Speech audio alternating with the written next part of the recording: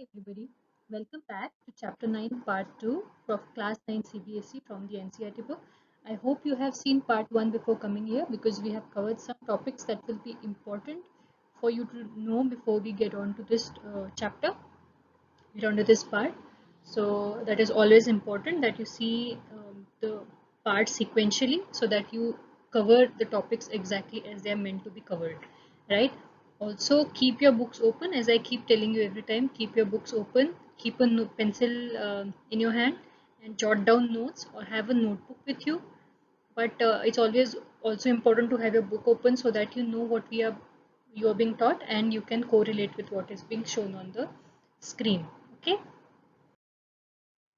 So in part 1 we learned that an object moves when acted upon by an unbalanced force, and it does not change its state of rest or motion unless an unbalanced force acts on it. So when there are two forces that are acting on an object, if they are exactly opposite to each other, there is no net force, therefore there is no change in state of rest or motion, right? Force of friction always moves in the opposite direction of motion of the object. It opposes motion of the object, right? First law of motion states that an object continues to be in a state of rest or of uniform motion along a straight line unless acted upon by an external force. We already saw this. The natural tendency of objects to resist a change in their state of rest or of uniform motion is called inertia. We have seen where inertia works. For example, when you are sitting in a car and it suddenly brakes, you move forward, or when you are standing in a bus and it suddenly starts to move and you move back. That is when you have seen inertia in action. Okay. The mass of an object is the measure of its inertia, and SI unit of mass is kg. So we come to the second law of motion. We saw that the first law of motion, when an unbalanced external force acts on an object, the velocity changes and therefore object is accelerated. We know that velocity changes whether even if the speed changes or the direction changes. And any way that the velocity changes, the object is accelerated. We know that. We have seen that even in the previous videos. But we need to know how the acceleration depends on the force. We know that whenever there is a change in velocity, there is acceleration. But how does this depend on the force that has been applied, right? And how to measure it mathematically. So given these examples, we know that, for example, a cricket ball, if it is moving at some speed, will hurt. If it hits you, it will hurt more than a table tennis ball moving at the same speed, right? Because a cricket ball has higher mass. Or a truck, even at low speed, can seriously injure or kill a person. But a cycle moving at the same speed will hardly do any damage to you, right? At the same time, if there is a small bullet that is moving at high speed, it can also kill a person. So we see that here, because the mass is higher and the speed is low, it can still seriously injure or kill. And a small bullet, the mass is low but the speed is high, therefore it can still have the same effect. So impact depends on both mass and velocity, right? It depends on both mass and velocity. Greater force will give greater acceleration, right? Greater force will give greater acceleration, which means it will give a greater change in the velocity. Okay.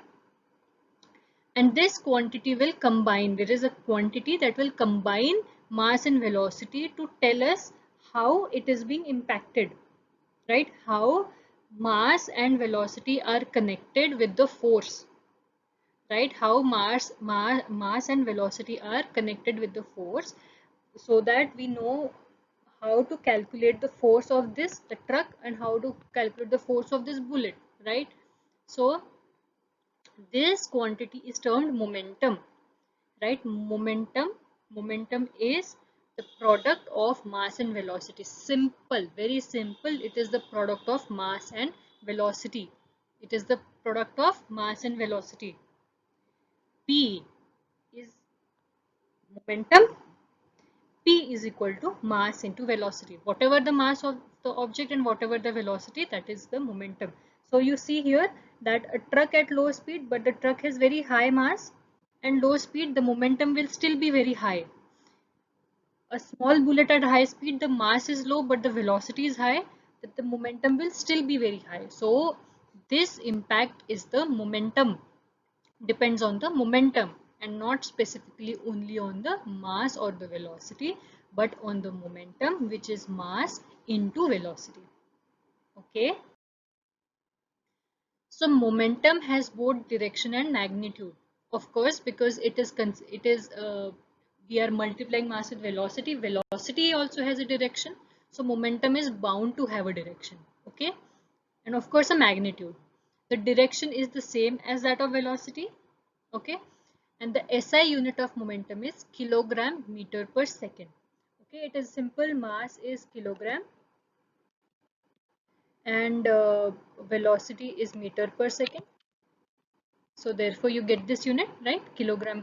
Meter, kilogram meter per second. Okay, kilogram meter per second. Second comes in the denominator. It is kilogram meter per second. Okay. Since the application of an unbalanced force will change the velocity, therefore force will also change the momentum. Okay, because velocity changes due to a force, therefore force will also change the momentum, because even if the mass remains the same, the velocity is changing, and we know that momentum P is equal to mv. Therefore if V changes, even if the mass remains same, therefore momentum is also changing. If a sudden application of force does not change the momentum, a continuous force may be applied. Sometimes the mass is so high that a small change in velocity, if there is a if there is a sudden application of force, the velocity is bound to change. But sometimes the mass is so high that the small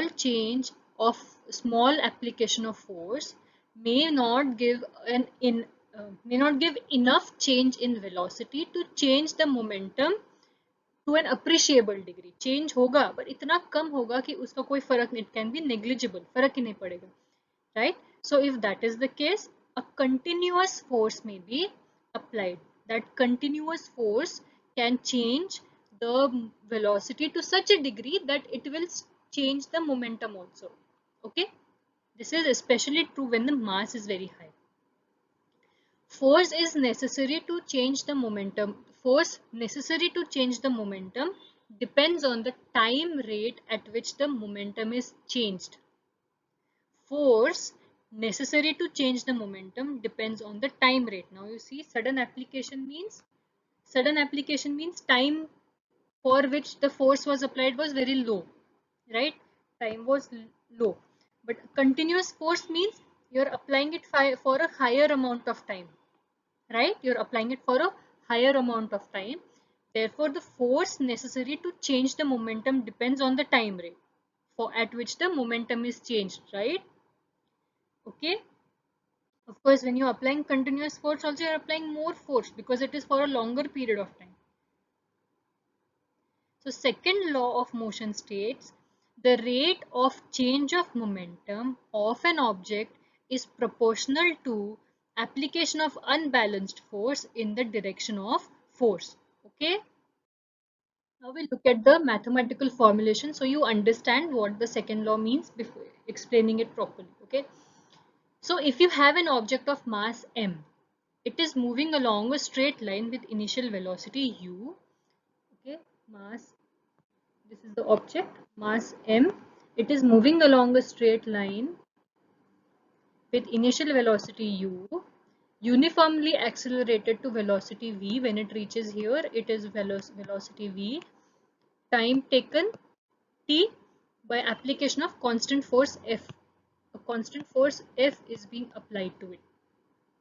Okay, it is uniformly accelerated. U to V, the velocity changes, time is t, and a constant force F is being applied throughout that time. Every time it moves in this direction, force is being applied from behind. Okay. So let us consider that the initial momentum is m into u, right? This is, of course, because m, you have to look at mass into velocity. Initial momentum is mass into initial velocity. Mass is remaining the same, right? So mass into initial velocity. Final momentum is mass into final velocity, right? P2 is equal to mv. Change in momentum is P2 minus P1. Of course, you know this, logical. Whatever is the change, अगर ये इतनी value है, obviously to see the difference you subtract the smaller value from the higher value. In this we always consider P1 not necessarily higher value minus lower value, because we are considering in this case final minus initial, because we want to see the change from initial to the final state. So it doesn't matter which one of them is a higher value. Change in momentum is mv minus mu, right? Mass is common, so mass into velocity minus v minus u. The rate of change of momentum will be, when you come to rate of change of something, then you always divide it by t. The rate of doing something, rate of change of velocity is acceleration, right? V minus u by t. The rate of change of momentum is mass into v minus u upon t, right? What can you see from this? What can you see from this? Rate of change of momentum is proportional to the force applied, right? Rate of change of momentum is proportional to the force applied. So force is proportional to m into v minus u by t. ठीक है?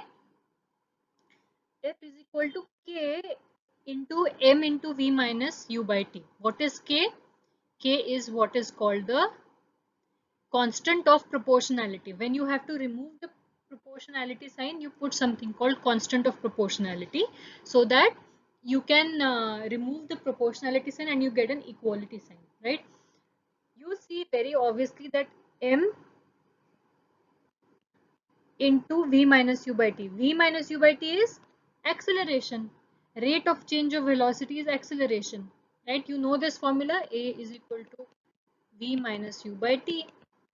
So this shows that F is equal to K into mass into v minus u by t, which means mass into acceleration. K is the constant of proportionality. Now this constant of proportionality is chosen in a way, the unit of force is chosen in a way that K becomes 1. When K becomes 1, then the formula becomes MA, right? So 1 unit of force, this is how you define force, so that constant of proportionality becomes 1. Why do you want constant of proportionality to become 1? So that anything you multiply with 1 is always the same value. So you have no difference whether or not K is there. So 1 unit of force is defined as the amount that produces an acceleration of 1 meter per second square of an object of 1 kilogram. The unit of 1 unit of force is equal to the amount that produces that amount of force. Okay, 1 unit of force is amount of force that will in a object of 1 kg produce enough acceleration for 1 meter per second square. Okay, 1 unit of force is the amount of force that produces an acceleration of 1 minute per second square in an object of mass 1 kg. In that way, K becomes 1, right? So 1 unit of force is equal to K into, this is M, this is A. So K becomes 1. So it now therefore the equation becomes F is equal to MA. F is equal to MA. Force is equal to mass into acceleration. And the unit of force is kilogram meter per second square, or Newton. Kilogram, mass into acceleration. Acceleration is meter per second square. Mass is kilogram. So this is the unit. Okay, or simply Newton. N.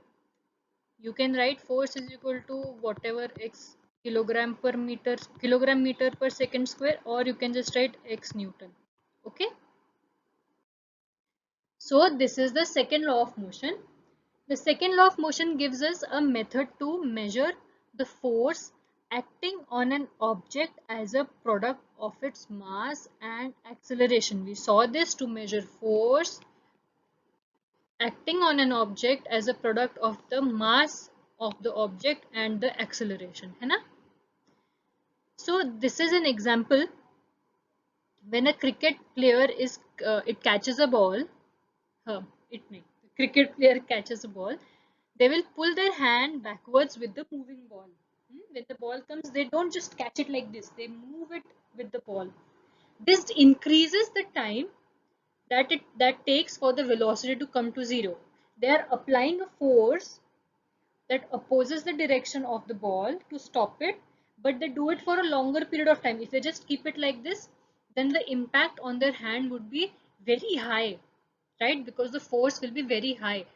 By increasing the time, since force is inversely proportional to the time taken, okay, so the time F is equal to m into a is के denominator में t आता है. So force जितना आप time बढ़ाओगे उतना force आपको कम लगेगा. That is why you pull the hand back so that the force that is coming onto your hand because of the moving ball is reduced. The rate of change of momentum will reduce. Okay. Also, like for example, when you have high jump events, athletes land on cushion beds or sand beds to increasing time of the athlete's fall. When you are cushioning something, instead of hard surface पे क्या होता है, when you put something एकदम impact आता है. But when you have like a cushion bed, when you have some like a thick bed, then the athlete falls and then it pushes back like this, right? So the time taken to come to a halt is increased. Therefore, the force acting on the athlete's body or here the cricketer's hands, it reduces, right? And therefore, the chances of injury are much reduced. And this is the opposite thing is done in karate. For example, if you in high level karate, when people learn it, then they have a certain force and with the momentum of their hand, so mass into velocity, they have a high moving hand, the momentum and therefore the force is ekdam, they put it on the block like this. So what happens is full force of that is uh, goes onto that slab or the brick. But if you keep slowing your hand or if you put it lower, then the force acting on the brick is lower, right? अगर time बढ़ाते हो तो force कम हो जाता है for the same everything else remaining the same, right? But जैसे karate में अगर आपको फोर्स ज्यादा देना है then you have to ensure that the impact happens at a very less time. एकदम impact देते हैं जोर से and therefore whatever there is, it is a brick or an ice block, it breaks because the force is so high. And that is exactly the opposite of what we want in cricket or athletics. We don't want uh, we don't want that the person should get injured, right? So इसीलिए here they are, like you see in the cricket, this person here they are reducing the increasing the time that is taken to reduce the velocity to zero. Therefore they are reducing the force. The same is the case of athletes who land on cushion beds. Okay, so from the we have seen the second law, force is equal to ma, right?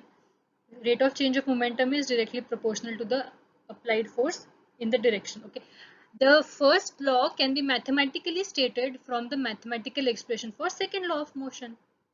What is the first law? Okay, this is the mathematical expression for the second law of motion. Okay, F is equal to mass into acceleration. Acceleration is v minus u upon t. Ft again, okay, this is very simple. We just simply F into t is equal to mv minus mu.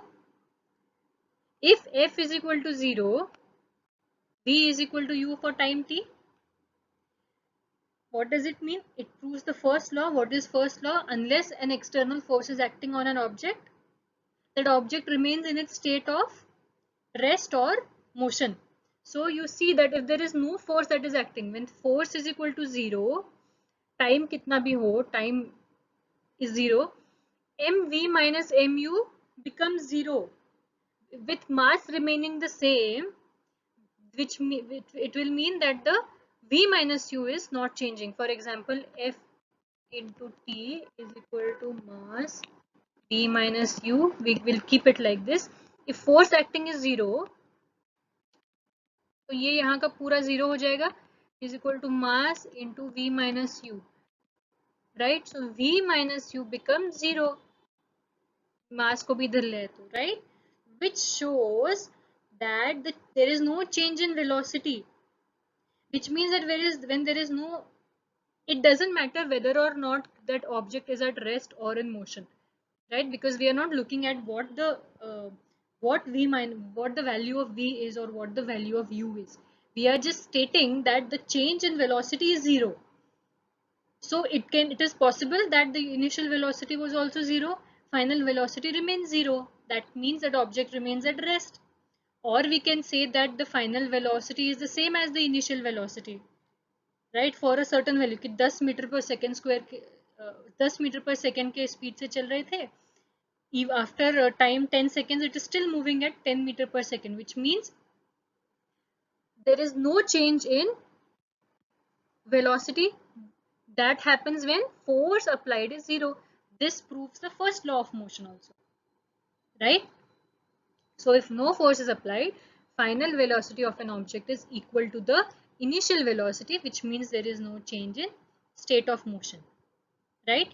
This is again what I told you. If u is equal to 0, then v is also equal to 0, which means that without the application of force, the object will tend to remain at rest, right? When there is no external force, when f is equal to 0, v minus u is also equal to 0. That proves the first law of motion also. This we got from the mathematical expression from this of the second law of motion, which is f is equal to ma. Okay, these are solved examples given in your book. I'm going to solve them with you so that you understand what is being done here, right? A constant force acts on an object of mass 5 kg for a duration of 2 seconds, right? We have been given mass, so mass equal to 5 kg, time is 2 seconds. It increases the object's velocity from 3 meter per second to 7 meter per second. So initial velocity is 3 meter per second, final is 7 meter per second. Find the magnitude of the applied force. Simple equation, F is equal to ma, a की value आप डाल सकते हो v minus u by t, right? So F is equal to 5 into this upon this, so you get 10 Newton. You can also write kilogram meter per second square, but you can simply write Newton also, okay? Now you have the force. Now if the force was applied for a duration of 5 seconds, what will be the final velocity? Now you have everything that you require. You have F is equal to ma, you have F, you have mass. Mass of the object is the same, 5 kilogram. You have, you need to calculate V. You have U because U remains the same. आपको बस बोला है कि instead of 2 seconds अगर 5 seconds के लिए उतना force लगाया होता तो क्या change होता? So U is the same in this case, right? You have been given T, which is different in this case. So you just use the same equation. इसको बस rearrange कर दिया इन्होंने. And once we substitute the values, we get that V is equal to 13 meter per second. Okay. The second question is, which would require a greater force? Accelerating a 2 kg mass at 5 meter per second or a 4 kg mass at 2 meter per second? It is very easy. You have been given mass and you have been given acceleration for both. So you just have to calculate F1 is equal to M1 A1 and F2 is equal to M2 A2. You just have to compare those two values. बाकी कुछ नहीं करना है. Just calculate F1, just calculate F2. So F1 is equal to M1 into A1, it is 2 into 5 meter per 2 kg into 5 meter per second square, that is 10 Newton, and F2 is M2A2, 4 into 2, 8 Newton. Therefore we see that F1 is greater than F2. That is all that you need to see in this question. Okay, a motor car is moving with a velocity of 108 kilometer per hour, right? This is the initial velocity. As we know, we have to change initial velocity into meter per second. And how do we change? We multiply 108 by 5 by 18.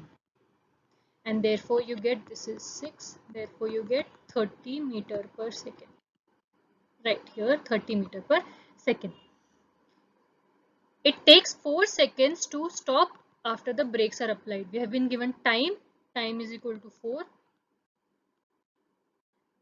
To stop means final velocity is 0. Calculate the force exerted by the brakes on the motor car if the mass along with the passengers is 1000 kg. Now, it doesn't matter how you have been asked to calculate force. It doesn't matter whether you are saying that how much force is being applied by this or how much force is being applied by that. In this case, of course, force exerted will be by the brakes because you are applying brakes which will stop the car. So that is the force which is applied by the brakes, right? In any case, you have to calculate, you have to use the same formula, F is equal to m into v minus u by t. There is no difference except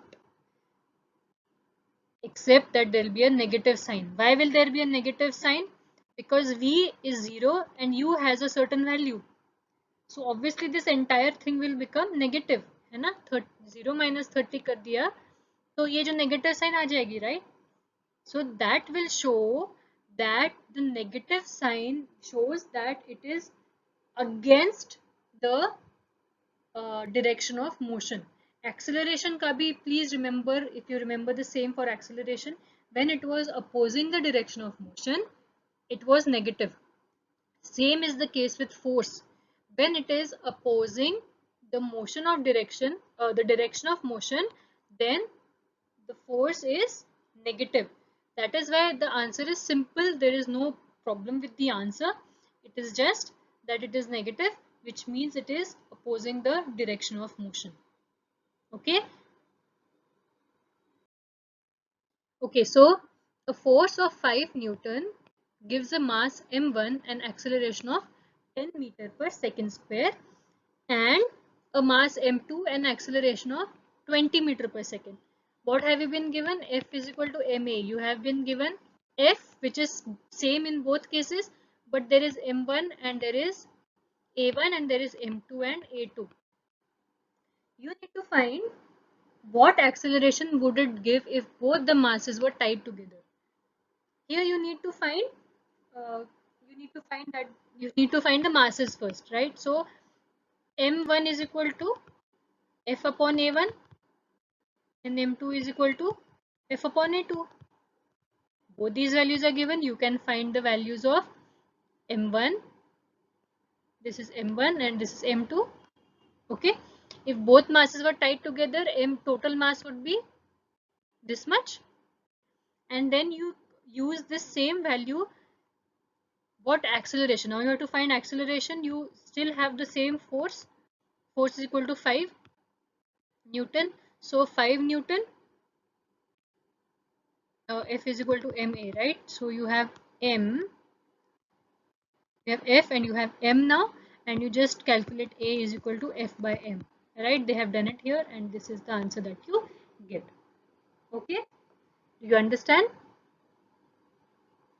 And okay, so the velocity time graph of a ball of mass 20 gram moving along a straight line on a long table is given in this figure. How much force does the table exert on the ball to bring it to rest? इसमें हमें क्या किया है? What have we been told? We have been told that it is being brought to rest, which means there is an initial velocity and there is a final velocity, and final velocity is 0 because it is coming to a rest. And given in this graph is the initial velocity here, which is 20 centimeter per second. Please see the unit here. It is 20 centimeter per second. Okay, this is the initial velocity, 20 centimeter per second. Final velocity is 0 centimeter per second. Time taken is 10 seconds. So time is 10 seconds. Since the velocity time graph is a straight line, which means it is constant acceleration se move kar raha hai. Even though the acceleration is negative, it is still constant acceleration. So A is equal to, simple formula is equal to V minus U by T. The value that you get is minus 2 centimeter per second. So you want to calculate it to meter per change it to meter per second, so you just divide it by 100. Okay, why do we divide by 100? Because 100 centimeters is equal to 1 meter. Simple. So this is your answer, meter per second square. Okay, now we know the mass and now we have the acceleration. So knowing that F is equal to ma, we can simply calculate the force that is being exerted by the ball to bring it to rest. Exerted on the ball by the table to bring it to rest. ये क्या है? ये friction force है. This is the frictional force, right? We are calculating frictional force and you know that frictional force opposes the direction of motion. So ये negative आना चाहिए. We also know it will be negative because the final velocity is 0. So F is equal to, okay, it's 20 gram. Now you have to calculate, the units are kilogram meter per second square. So you have to change 20 gram into kilogram. 1 gram is equal to 1000. 1 kilogram is equal to 1000 gram. So 20 gram is equal to 0.002. Okay? No. 0.02. Please remember. Okay, 0.02 gram. Alright, and so you calculate force is equal to mass into acceleration, and this is what you get. So this force is being applied by the table on the ball. This is frictional force, and this is a negative sign which implies that frictional force exerted by table is opposite to the direction of motion of the ball. You know it is frictional force, it's always negative because it opposes the direction of motion. Okay, now we come to the third law of motion. Right, the first two laws tell us how an applied force changes motion. First one says that unless there is an external force acting, there is no change in rest or motion. The second one tells us कि कितना force लगना चाहिए so that mass m में उतना acceleration हो जाए, right? उतना momentum change हो उसका, right? And it also gives us a method to determine force. The third law of motion states very simply, every action has an equal and opposite reaction.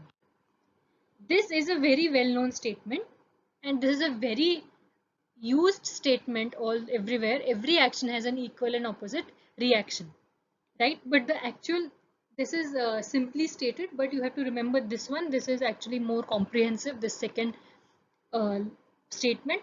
It says when an object exerts force on another object, the second object instantaneously exerts a force back on the first, right? जितना force एक object दूसरे object पे करता है उतना ही force दूसरा object इस ऑब्जेक्ट पे करता है. Okay, the forces are always equal in magnitude but opposite in direction. Okay, so for example if you bump into someone you both fall or move back. अगर आप किसी से हेडलॉन्ग ऐसे आते हो and if you don't see each other, एकदम bump करते हो, यू बोथ फॉल बैक और मूव बैक, राइट? Again, कितना तुम मूव करते हो that depends on your mass, but you both have some sort of a reaction. हाँ, both ऐसे अगर आपने इस पे इतना फोर्स अप्लाई किया तो वो भी आप पे उतना ही फोर्स अप्लाई कर रहा है. ठीक है, so there are two forces, one acting on each of you. ठीक है, there are two forces. Also there is also one more possibility that you are moving in the same direction, right? ऐसे दोनों move कर रहे हो and ऐसे you are moving faster and the second is moving slower, so आप उसको ऐसे करते हो, you will come to a halt, the other will go faster, right? That also happens. So but the force applied is same but in the opposite direction. Okay, the opposing forces are called action and reaction. That is what this statement means. Every action has an equal and opposite reaction. So if one of those forces is called action, the other one is called reaction. So the third law of motion, there is an example that is given in your book. So for example, you have balance B and you have balance A. If you have a spring balance, you know that ऊपर का जो, there is one part that you hang up. And then the other part is the free end where you hang some weight and then you can see the measurement, right? If you hang two such spring balances together, you keep the free end on each other like this and you exert a force. So you see that they are opposite, they are not same, because ये जो free end है इसका free end इस direction में है, इसका free end इस direction में, and you are applying force from here and यहाँ पे ये बंधा हुआ है. Okay, when force is applied through the free end of A, right, this is spring balance A, you are pulling the spring balance like this, right, so this is being pulled like this. Okay, so both balances show the same reading on this scales. What does it mean? You are only applying force on A through A, right, यहाँ पे apply कर रहे हो, but A is attached to B. So when you are applying force on A, it is attached to B, it will show the same force, the same reading on both, but it is in the opposite direction. Why is in the opposite direction? Because ये ऐसे move कर रहा है और ये ऐसे move कर रहा है ना? Because ये जो है ये force, because you're pulling it like this, you're pulling B in this direction and you're pulling A in this direction. Okay? Anyway. So either of them can be action or reaction. You can call either of them action or reaction. Generally क्या होता है, because you are putting force from this side, from A, that will be considered action and B का reaction मानोगे. But it is not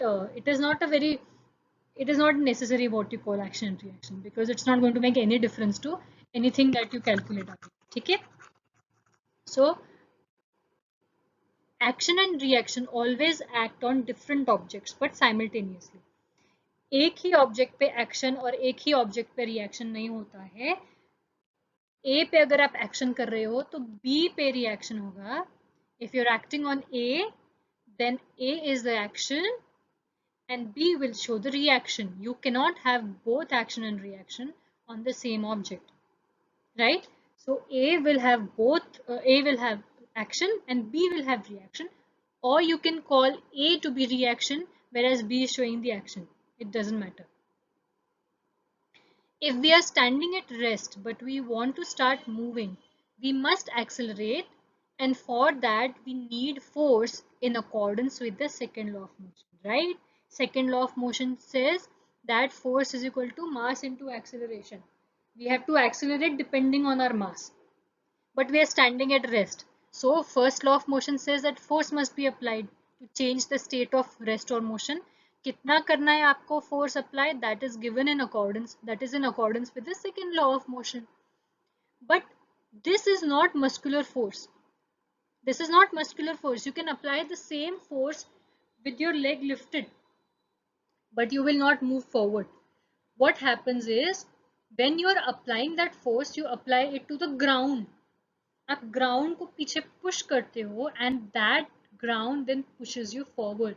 So what happens is, when you are moving like this is your foot, you are pushing the ground back, right, with a certain force, and the ground is now pushing you forward because it is exerting a reaction. Okay, so force, equal and opposite reaction. Please don't confuse this with friction. Okay, the force is not muscular force you exert, but the force your feet exert on the road, and in the opposite direction the road pushes you forward. This you will see this better when you are running. If you are running, you see the amount of force that you push. You have to push the ground back to move forward, right? This you observe when you are running, or when you are, this happens in jumping also. When you are jumping, you have to really push the ground forward to get some amount of some force so that you move forward like that, right? So that is in accordance with the third law of motion, that the amount of force you apply to push back, you will be given that amount of force to push forward. That is equal and opposite reaction. Okay, so even if action and reaction are the same magnitude, they may not produce the same effect.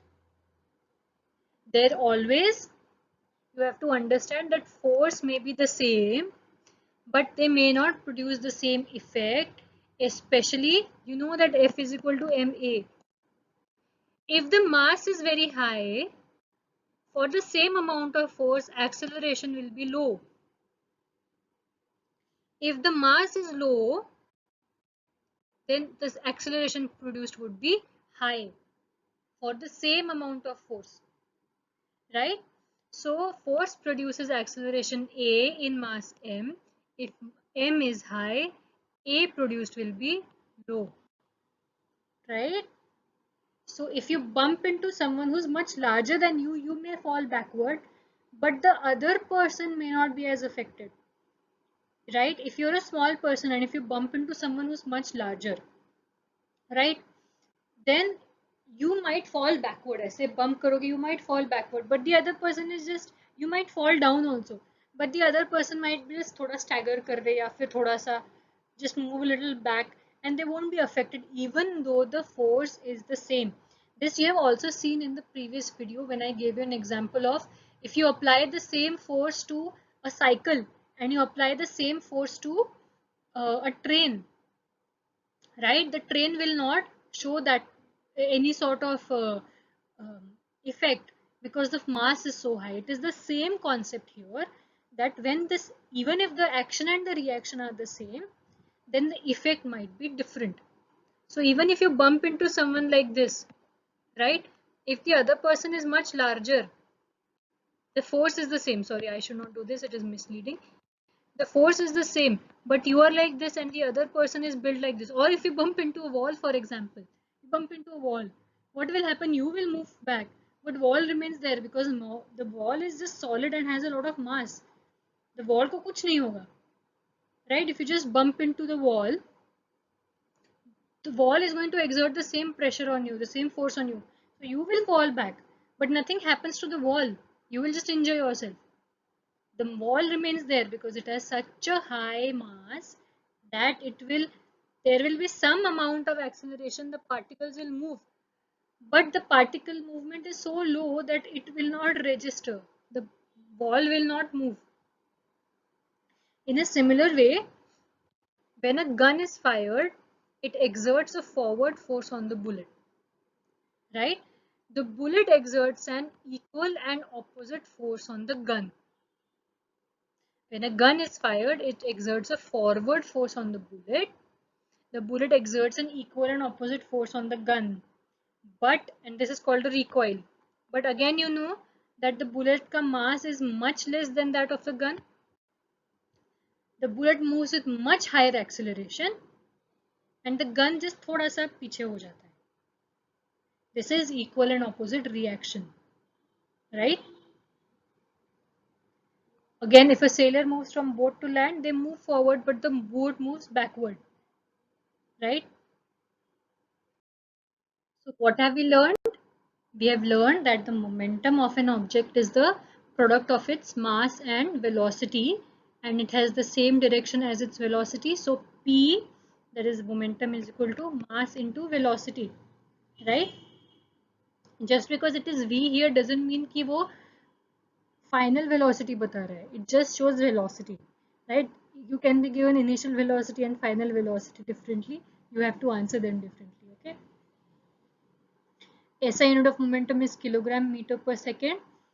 The second law of motion states that the rate of change of momentum of an object is proportional to the applied unbalanced force in the direction of force, right? F is equal to ma. Okay. Tell me quickly, when if you're moving, if you are running at the speed of 12 meter per second, which is very high, okay, 12 kilometer per hour, and there's a train or a car which is also moving slowly along a uniform speed of 12 kilometer per hour, which of you will have higher momentum? Obviously the car, because the car has much higher mass. So even if you bump into something, you will be injured for sure, but the other person will not be very affected, right? But in the case, or the other person can be affected depending on what you bump into, right? But if the car bumps into the person, now you have to remember this is also third law of motion. If you have a car which is moving at the same speed, and if you have one person which is also both running at 12 kilometer per hour, if you bump into say a trolley, ठीक है, trolley होगा तो in your case the trolley will go somewhere forward and you will fall back. Trolley से हो गई तो trolley थोड़ा आगे चली जाएगी, you will fall back. Okay, if you just bump into this. But in case of a car, what will happen? The car may or may not come to a rest also. The car may keep moving forward, but this will move much further ahead. Even though this is producing the same force on you, the same force on the car that the car is producing, but the force applied is much higher. Now you see the difference. You are moving at the same speed, so your momentum is it differs only because of the mass, right? And the force that you apply on the trolley will be lower than the force that the car applies on the trolley because of different mass. But the force that you apply on the trolley is the same force that the trolley applies on you, and the force that the car applies on the trolley is the same force that the trolley applies on the car. Okay, but in this case the effect of the car bumping into trolley is bigger. For the trolley, effect is bigger because the trolley has lower mass, and in your case it might be the same because you might have the same mass. Okay, SI unit of force is kilogram meter per second square, which is also known as Newton. 1 Newton produces an acceleration of 1 meter per second on an object of mass 1 kg. We did this to get constant of proportionality to be 1, right? So 1 Newton is equal to one acceleration of 1 meter per second on mass of 1 kg. The third law of motion states to every action there is an equal and opposite reaction which acts on different bodies. Right? Action and reaction cannot both act on the same body. Okay, so we are done with part 2 here. Please watch parts 3 and 4. In part 3 we are going to be talking about conservation of momentum, and we are going to be looking at some of the questions in your book. In part 4 we are solving numericals. Okay, and these for physics, for this part, numericals are very important because you may of course be asked theoretical questions based on the law of motion or something, or you may be asked to derive some equation, but the chances are higher that you also may be asked uh, numericals from these questions, from these videos. So that is why I'm solving all the numericals given at the back of your book, so that you know how they are to be solved. Okay, step by step.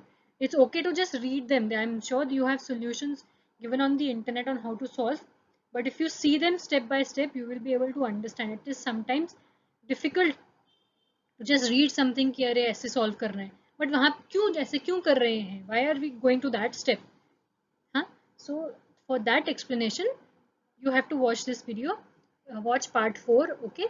So thank you. If you like this video, please give it a like on YouTube. Share it with your friends. Subscribe to this channel. And if you want to be notified whenever we upload new videos, please press the bell icon. Okay. Thank you.